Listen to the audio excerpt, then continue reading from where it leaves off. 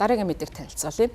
Норвеги улсад автобустай холбоотой туршилт хийсэн байна. За тус улсын автобусны үйлчилгээ үзүүлдэг Рутер компани зүгээс бүгд найрамд хятад ард улсын Ютон группэд үйлдвэрлэсэн автобустай холбоотой туршилтыг хийж явуулсан байна. За тээврийн оператор Рутер компани мэдээснээр өнгөрсөн 7 хоногт нийтлэгдсэн туршилтын үр дүнгээс харахад хятадын автобус үйлдвэрлэгч Ютон группийн автобусны програм хангамжийг шинжлэх онцлогооны хяналтын системд хандах боломжтой болох нь тогтоогдсон байна. Өөрөөр хэлбэл хятад үйлдвэрлэсэн шин цахилгаан автобуснуудыг үйлдвэрлэгч болох Ютон групп алсаас унтрааж асаах боломжтой болох нь энэхүү судалгаанаас харагдсан байна. За энэхүү мэдээллээс үзэхэд туршилтыг Ютон группийн үйлдвэрлэсэн автобус болон Нидерландын автобус үйлдвэрлэгч VDL компани үйлдвэрлэсэн 3 жилийн насжилттай тээврийн хэрэгсэлд хамтд нь хийсэн байна. За туршилтаас үзэхэд Нидерландад үйлдвэрлэгдсэн автобус нь агаарын програм хангамжийн шинжилэл хийх чадваргүй байгаа нь харагдсан болов харин хятад үйлдвэрлэгдсэн шин цахилгаан автобуснуудын хувьд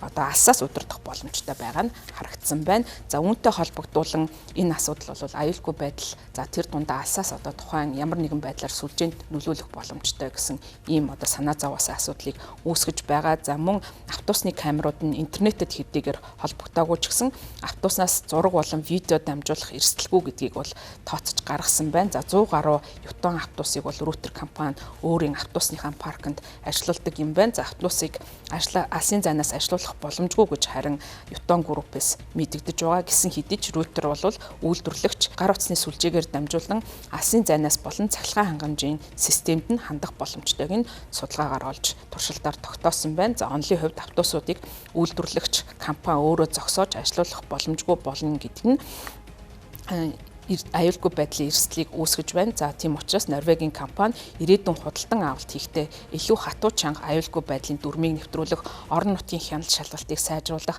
хакертгаас урьдчилан сэргийлэх зорилгоор галтгаан боловсруулах, кибер аюулгүй байдлын тодорхой шаардлагатай асуудлаар бол эрх баригчтай хамтран ажиллах ийм хариу арга хэмжээ авах гэж байгаагаа мэдэгдсэн байна. За мөн түүнчлэн ирж буй дохиог хойшлуулах арга хэмжээ авч байгаа юм байна. За ингэснээр автобусанд хүрэхээс өмнө илгээсэн дохиог шинжилэл апдейттай холбоотой дохиог бол өмнө нь ойлгож мэдэх боломж гарч байгаа юм. За харин Ютон компани зүгээс лав гарагт тайлбар хүсгэд бол шууд хариу өгөөгүй байна. Харин Их Британий Guardian сонинд өгсөн тус компани мэдэгдэл дурдсанаар тус компани тээврийн хэрэгслийнхаа үйл ажиллагаа явуулдаг газруудынхаа хууль тогтоомж дүрмийг хатуу чанга мөрддөг гэдгээ илэрхийлсэн. За мөн мэдэгдэл дурдсанаар тус компани автобусны талаарх дата мэдээлэл нь Герман улсад хадгалагддаг гэсэн байна. За мөн тус сонин зурдсанаар Ютон компани нэрээ нууцсан хэвлэлийн төлөөлөгч иш татан мэдэгдэхтэй өгөгдлийг буюу датаг шифрлсэн зөвхөн тээврийн хэрэгсэлтэй холбоотой засвар үйлчилгээ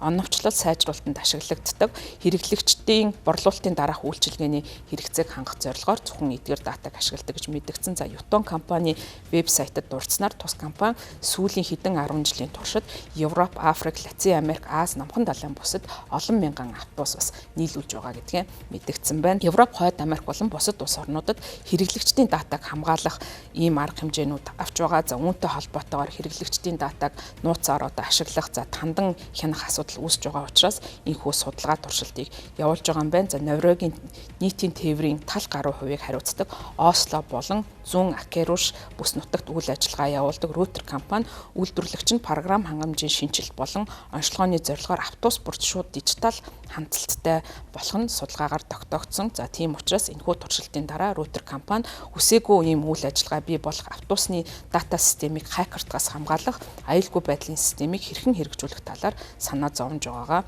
мэдэгдсэн байна. Энэ талаар тус компаниг гүйцэтгэх захирал мэдэгдэлтэй дурдсан. Цахилгаан тээврийг алсаас удирдахтай холбоотой асуудал сүүлийн үед санаа зовоосон асуудал болж байгаа. Энэ талаар ч гэсэн олон хэлэлцүүлгүүд улс орнуудад өрнөж байгаа. За тухайлах юм бол жолооч нарт утасны аппликейшн ашиглаж тээврийн хэрэгслээ нэг газраас нь нөгөө рүү шилжүүлэх боломжийг олгодог компани технологи ашиглалтайтай холбоотой ослын асуудал гарсан. За үүний дараа Америкийн нэгдсэн улсын зохицуулагч байгууллагууд 1-р сар Tesla компанид мөрдөн байцаах үйл ажиллагаа явуулсан. За Ютон автобусыг бол одоогийн байдлаар шууд удирдах боломжгүй. За хүмүүс бол хүний ажиллагаатай гэж үздэг. За Калифорни Калифорни болон Хятад зэрэг одоо газруудад такси болон шаттл автобусыг жолоочооргүй тээврийн хэрэгсэл одоо удирддаг шиг ийм удирдлага байхгүй гэж мэдгдсэн. За Норвегийн хөрш дайн улсад мөн тээврийн компани болох Movi компани нь Кипр аюулгүй байдал за хуваарьт автобусны үйл ажиллагаа за тэр дундаа тус автобусны үйл ажиллагааг тагнуулын зорилгоор ашиглах эрсдэл, үнэлгээ, хакер за өгөгдөл датаг буруугаар ашиглах автобусны идэвхтэй болгох зэрэг эрсдлээс урьдчилан сэргийлэх арга хэмжээг авч байгаагаа гэж мэдгдсэн. За Movi компани дайны эрх баригчид автобусыг идэвхтэй болгосон тохиолдлын талаар ямар нэгэн мэдээлэл гаргаагүй боловч энэхүү эмзэг байдлыг арилгах арга замыг хайж байгаа гэдгээ мэдэгдэж байгаамаа.